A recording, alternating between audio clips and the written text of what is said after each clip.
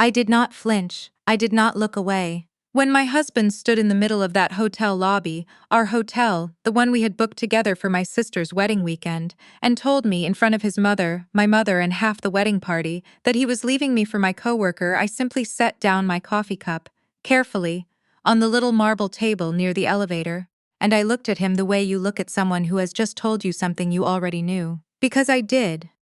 I had known for 6 weeks. I just hadn't decided what to do about it yet. My name is not important for now. What matters is that I had spent 11 years building a life with a man I thought I understood. I was 34. I worked as a forensic accountant for a mid-size firm in Chicago, which meant I spent my days finding the things people tried to hide. Money trails, shell accounts, discrepancies buried inside spreadsheets that looked clean until you knew where to pull the thread. I was good at my job. My husband knew that. He just forgot to remember it when it mattered most. His name was Elliot. Tall, charming, the kind of man who shook hands firmly and remembered your kids' names. He was a senior project manager at a commercial real estate development company, the kind of work that sounded impressive at dinner parties. He traveled, he dealt, he negotiated, and apparently he had been sleeping with my coworker, Renata, for almost 8 months. Renata was not my best friend. She was not even someone I would have described as close. We shared a floor at the office, grabbed lunch occasionally, and vented about difficult clients in the break room. She had sharp eyes and a way of tilting her head slightly when she was listening, like she was filing everything away. I had always found her slightly difficult to read. I understood why, later. Here is what happened in that hotel lobby. Elliot had pulled me aside, or tried to. He said he needed to talk to me before the rehearsal dinner. I thought it was about his toast. He had been nervous about it all week. Instead, he told me that he had been unhappy for a long time, that we had grown apart, that he had found something real with someone else, and he owed it to himself to pursue it. The words came out rehearsed, smooth, like he had practiced them in the car on the drive up. Then he said it. She's pregnant, and I want to be present for my child. That's the kind of man I want to be. I looked at him, was watching from across the lobby. She could not hear us, but she could see my face, and later she told me that she knew in that moment something had shifted permanently. Not broken, shifted. Okay, I said. That was all. Just okay. He blinked. He had clearly prepared for tears, or yelling, or a scene. He had not prepared for okay. I picked up my coffee cup and walked to my room, and I sat on the edge of the bed, and I pulled out my phone, and I opened the folder I had created 6 weeks earlier. I had found out about Renata the way I found out about most things, by following a small irregularity. It was a credit card statement. Not hidden, exactly. Elliot was not careful enough to hide things, which was its own kind of insult. A charge at a hotel downtown on a Tuesday night when he had told me he was in Milwaukee for a site visit. I recognized the hotel. It was 4 blocks from our office. I did not say anything. I pulled the thread. Over the following weeks, I found 11 more hotel charges, 3 restaurant charges at places we had never been to together, 2 charges at a florist, and I found a lease application for an apartment in Lincoln Park that bore Elliot's name and the name of a joint occupant, her name. I photographed everything. I saved it. I sent copies to a personal email account I had created specifically for this purpose. And then I did something that will probably seem cold to some people. I said nothing, and I went about my life, and I waited to understand the full picture before I made a single move. That is what being a forensic accountant will do to you. You learn very quickly that acting on incomplete information is how people get destroyed. You wait for the complete record. You let the story finish writing itself. Elliot's company was called Meridian Development Group. He had been there for 6 years, and in the past 2, his income had increased substantially. I had not thought much about it. Commercial real estate in Chicago had been moving. It made sense. But now that I was looking at everything more carefully, certain numbers started to catch my attention. Deposits into our joint savings account that did not correspond to his recorded salary. Transfers out of an LLC that I had not known Elliot was a part of. A secondary email account on his laptop. He had left it open once, thought I was in the shower. I was not. That contained communications with someone named BR Holdings. I did not touch any of it. I took photographs of the screen with my phone and I sent them to the folder. I had already spoken quietly to a divorce attorney, a woman named Ms. Harrington out of a firm in the West Loop. She had an ash-gray braid and reading glasses she wore pushed up on her head, and she had listened to me for 40 minutes without interrupting, and then said, "You're going to be fine. But we need to be careful about the asset question. There may be more here than a standard marital estate. She was right. The rehearsal dinner that night was extraordinary in its normalcy. Elliot sat 2 seats down from me. He was quiet, watchful, trying to read me the way a person reads weather. I smiled at the right moments. I said the right things. I hugged my sister and told her she was going to be beautiful tomorrow. I did not tell her what had happened, not yet. My sister's new in-laws were warm, a little loud, from Memphis originally, and the table was full of the particular cheerful noise of two families becoming one. I sat inside that noise and felt, strangely, the clearest I had felt in months.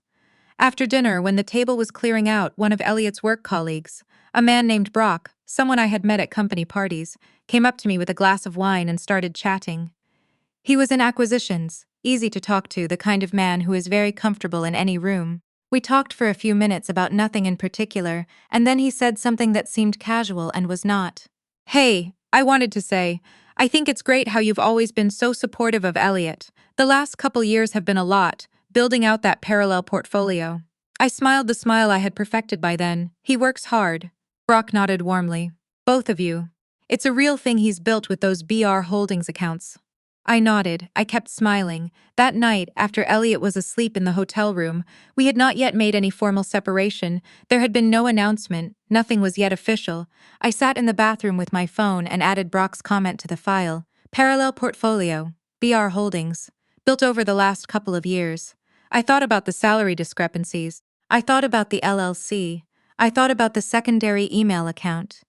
I thought about what it means when a man at a real estate development firm starts rerouting client investment funds through a holding company that doesn't show up in his firm's disclosure statements. I thought about what that is called. And I thought about the fact that Elliot, whatever else he had done, had made one critical mistake. He had been doing all of this while married to someone who found things for a living. My sister's wedding was beautiful. I cried during the vows, real tears, because my sister was genuinely radiant and the moment was genuinely moving, and I was capable of holding two things at once, grief and joy, without either one canceling the other out. Elliot stood next to me during the ceremony and I could feel him watching me, trying to understand what I was. In the car on the way back to Chicago, he finally spoke. We should talk about next steps, he said. I want to be fair. So do I said. There was a long pause. I'm going to move out, he said. We can figure out the house. Yes, I said, we can. He moved out 11 days later. On day 12, I called Ms. Harrington. And on day 13, I called an old contact at the SEC's Chicago regional office, a woman I had worked with on a fraud case 3 years earlier. Someone who, when I told her I had documentation of what appeared to be the systematic misappropriation of client investment funds through a private holding company, asked me to send the file. I sent the file. The next 4 months were the strangest of my life. I went to work. I billed my hours. I answered emails. I went to yoga on Thursday evenings and called my mother on Sundays. And underneath all of that, 2 separate legal processes moved forward in total silence. The divorce proceedings were clean on the surface. Elliot had a lawyer, of course. He came in confident. He had a counterproposal on the marital assets that was, to put it gently, creative. His position was that his income from the LLC was separate business income, not marital property. Miss Harrington had anticipated this. We were prepared. What we disclosed in those proceedings, the full financial record of BR Holdings and its relationship to Elliot's employer, was not what his lawyer expected. The discovery process, once we opened it, started surfacing numbers his side had not accounted for. Funds that had entered the marital estate from sources that were now under federal scrutiny. His attorney asked for a 2-week continuance, then another one. 3 weeks after the second continuance, Elliot was contacted by federal investigators. I was not told about this directly. I read about it the way everyone else did. A brief item in a legal news aggregator I followed, about an ongoing investigation into investment fund irregularities at a Chicago area commercial real estate firm. I was at my desk when I read it. I set down my coffee and looked out the window for a moment, and then I went back to work. The part I did not fully anticipate was Renata. She came to my office on a Wednesday afternoon, 5 months after the hotel lobby. She texted first to ask if I had a minute. I said yes. She sat down across from me and for a moment neither of us spoke, and then she said, I want you to know that I didn't know about everything, the financial stuff. I didn't know. I looked at her carefully. She seemed thinner. Her eyes had a watchful tiredness in them that hadn't been there before. That's between you and whatever comes next, I said. He told me it was just excess income, she said. That's what he called it. Excess income from side projects. I didn't push. No, I said. You didn't. There was another pause. The baby is healthy, she said, and the way she said it was not triumphant. It was quiet and a little raw, and I understood that she was telling me because she felt she owed me something, even if she could not have named exactly what. I'm glad, I said, and I meant it. Not for Elliot's sake, not for hers, but because a child did not choose any of this. She left. I sat for a while and looked at the wall. And then I got up and walked down to the break room and made a cup of coffee and carried it back to my desk, and I kept going. The federal case moved slowly, the way federal cases do, but it moved. BR Holdings, as it turned out, had been used to skim client investment returns over a period of roughly 26 months. The amounts varied. The total by the time investigators finished reconstructing the accounts was close to $4.3 million. The clients were mostly small to mid-size investors, dental practices, family LLCs, heirees who had trusted Meridian Development Group with capital they could not afford to lose. Elliot was not the only person involved. There were 2 others at the firm. But he was the one who had set up the structure, who had created the entity, who had routed the transfers. That distinction mattered in the eventual charging decisions. I was not the one who built the federal case. I want to be clear about that. I handed over what I had found in the course of protecting my own legal interests in the divorce, and the people whose job it actually is to investigate these things did their jobs. What happened next was their work, not mine, but I had handed them the thread, and they had pulled it. In the divorce settlement, the marital estate was assessed after a significant portion of the contaminated assets were separated out for restitution purposes. What remained, our home, which we had purchased together with legitimate funds, certain retirement accounts, and other joint holdings, was divided. I kept the house. I had a lower mortgage payment than I would have as a renter, a neighborhood I had chosen, a street I had learned. I kept it. Elliot's attorney negotiated hard. It did not help him as much as he had hoped. I ran into Brock, the colleague, from the rehearsal dinner, about 7 months later, at a networking event downtown. He went very still when he saw me. I could see him calculating rapidly whether he was implicated, whether I was a threat, whether he should speak or walk away. I saved him the trouble. Hi, Brock, I said. Hey, he said. He looked like he had not slept well in a long time. You're not on the list, I said quietly, if that's what you're wondering.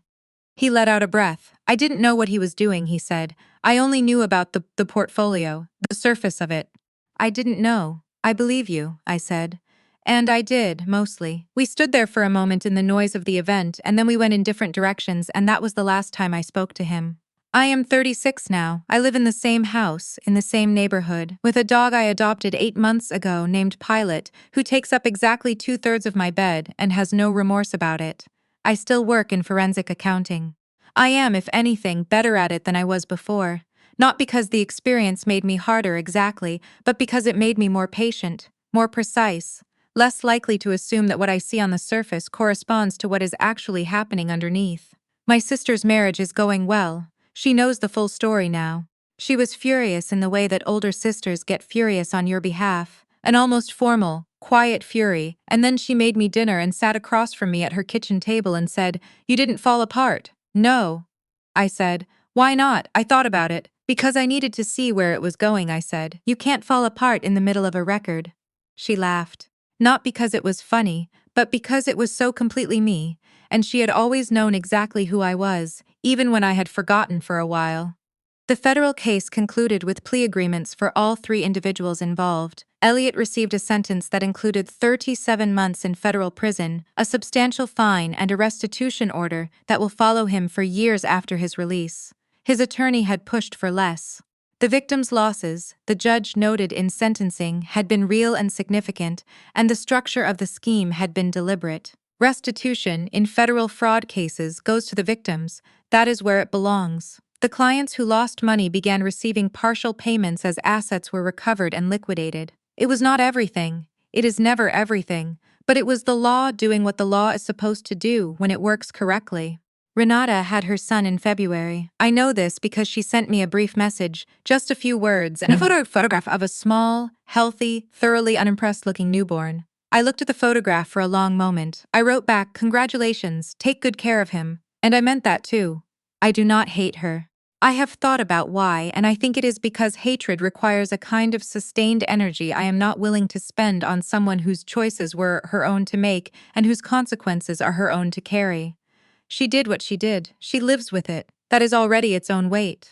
What I feel when I think about all of it is something closer to clarity. Like a spreadsheet that was full of errors and then was corrected, line by line until the final sum was accurate. Elliot had stood in that hotel lobby and told me he was building something real. And he was, in a sense. He had built it very carefully over a long time, with a great deal of attention to detail. He had just forgotten that detail is also how things get found.